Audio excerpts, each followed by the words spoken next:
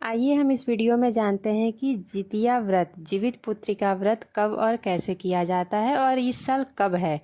तो हर साल के आश्विन मास के अष्टमी तिथि को जितिया व्रत रखा जाता है, जिसे जीमूत वाहन व्रत भी कहते हैं या जीवित पुत्रिका व्रत भी कहते हैं। इस व्रत में बच्चों की लंबी आयु और उनकी सुख समृद्धि बढ़े और उनके लिए हर माँ ये व्रत करती है। इस व्रत में भगवान श्री कृष्ण, जीमूत वाहन और चील और सियारिन की पूजा की जाती है। यह व्रत बहुत कठिन होता है क्योंकि ये निर्जला व्रत होता है और इसमें आप ना कुछ खा सकते हैं ना पानी की एक बूंद पी सकते हैं। इस व्रत को आश्विन मास के पितृ पक्ष में किया जाता है, जो कि पितरों की पूजा भी कहते हैं। सप्तमी तिथि से यह व्रत शुरू होती है। जी हाँ, सप्तमी तिथि यानी 13 सितंबर को नहाए खाए है और 14 सितंबर को हम निर्जला व्रत रखेंगे जितिया की। आइए जानते हैं शुभ मुहूर्त। तो सप्तमी तिथि को नहाए खाए है 13 सितंबर को और 14 सितंबर को सूर्योदय से 15 सितंबर के सूर्योदय तक हम निर्जला उपवास करेंगे। आश्विन मास के कृष्ण पक्ष की अष्टमी तिथि की शुरुआत 14 सितंबर को 5:04 से शुरू हो रही है और समापन 15 सितंबर को सुबह 3:06 पे होगा। तो 15 सितंबर को आप 3:30 या 3:15 बजे के बाद नहा धो करके पूजा पाठ करके पारण कर सकते हैं। आपके जिधर जिस भी नियम से पारण करने की जो भी विधि हो, आप उस विधि से पारण कर सकते हैं। उदया तिथि के अनुसार साल 2025 में जीवित पुत्रिका व्रत 14 सितंबर को रखा जाएगा।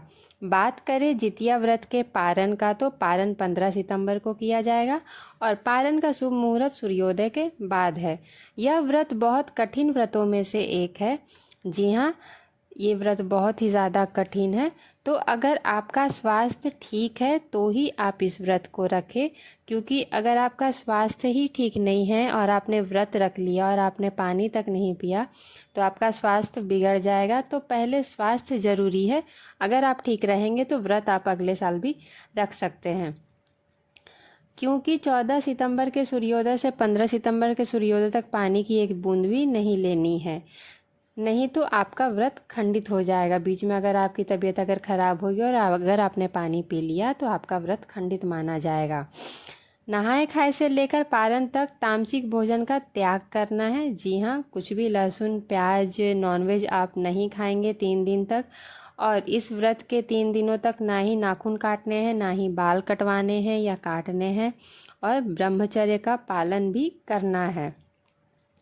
व्रत के दिनों में अपने बच्चों को ना ही डांटें, ना ही उन पे हाथ उठाएं, क्योंकि ये व्रत बच्चों के लिए ही किया जाता है। तो अगर आपके बच्चे ही खुश नहीं रहेंगे, रोते रहेंगे या वो दुखी रहेंगे, तो ये व्रत का कोई मतलब नहीं बनता है। अपने बच्चों को खुश रखिए, प्रेम दुलार दीजिए और उन पे हाथ वाथ मत उठाइए।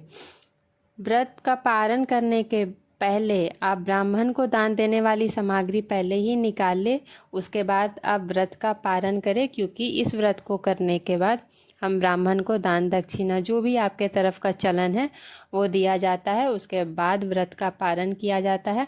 इस व्रत की और भी बहुत सारी विधि है कि नहाए खाए को क्या बनता है या पारण को क्या बनता है या क्या निगल के पारण किया जाता है। तो अगर ये सब आपको जानना है या फिर पूजा विधि क्या है, ये सब अगर आपको जानना है तो आप प्लीज़ कमेंट करके बताइएगा। मैं उसकी अलग से एक वीडियो बनाऊंगी प्रॉपर, जिससे आपको समझ में आ जाएगा कि हाँ पूजा किस तरीके से करनी है और आपको बिल्कुल भी कोई कठिनाई नहीं होगी।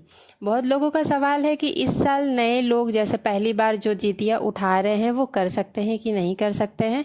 तो जी हाँ, ये साल 2025 को जो भी नई माताएं हैं जो पहली बार इस व्रत को उठाना चाहती हैं वो उठा सकती हैं, क्योंकि इस साल कोई ऐसी अधिक मास या कोई ऐसी परेशानी नहीं है। वो इस साल व्रत को उठा सकती हैं और अपने बच्चों की लंबी आयु के लिए व्रत कर सकती हैं। तो ये था इस व्रत की पूरी विधि और शुभ मुहूर्त, मैंने आपको सब इसमें क्लियर कर दिया है। इसके अलावा भी अगर आपके पास कोई भी कमेंट हो पूछने के लिए तो आप बेझिझक मुझे कमेंट कर सकते हैं। जो भी सवाल हो मैं उसका आंसर आपको ज़रूर करूँगी।